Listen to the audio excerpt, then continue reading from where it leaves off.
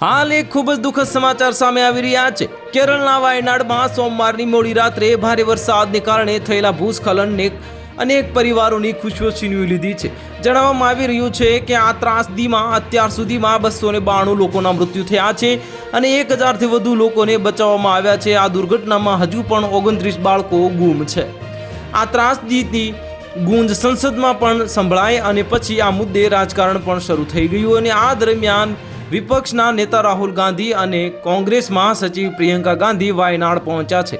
આ દરમિયાન તેમણે વાયનાડ જિલ્લામાં ભૂસ્ખલન પ્રભાવિત વિસ્તારોમાં બનાવવામાં આવેલા વિવિધ રાહત શિબિરોના મુલાકાત પણ લીધી હતી। કોંગ્રેસ નેતા રાહુલ ગાંધી અને પ્રિયંકા ગાંધીએ વાયનાડમાં મેપડીમાં આ દુર્ઘટનાથી પીડિત લોકોની મુલાકાત લીધી અને બંને નેતાઓ સવારે 9:30 વાગે કન્નૂર એરપોર્ટ પર ઉતર્યા અને પછી ત્યાંથી રોડ માર્ગે વાયનાડ પહોંચ્યા હતા અને આ ભૂસ્ખલન બાદ ભારતીય સેના, વાયુસેના, નૌસેના, NDRF અને સ્થાનિક પોલીસ પ્રશાસન ઝડપથી બચાવ અભિયાન ચલાવી રહ્યા છે।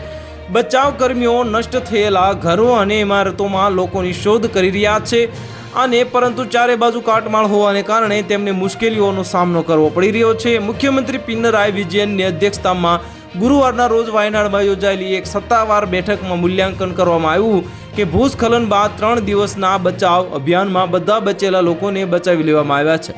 તો હાલ માટે આટલું જ। મળીશું નવી અપડેટ સાથે। જો તમને અમારા વિડીયો પસંદ આવતા હોય તો વિડીયોને લાઇક કરી દેજો, ચેનલને સબસ્ક્રાઇબ કરી બાજુમાં આવેલા બેલ આઇકનને દબાવી દો જેથી તમને આવા સમાચારની અપડેટ મળતી રહે।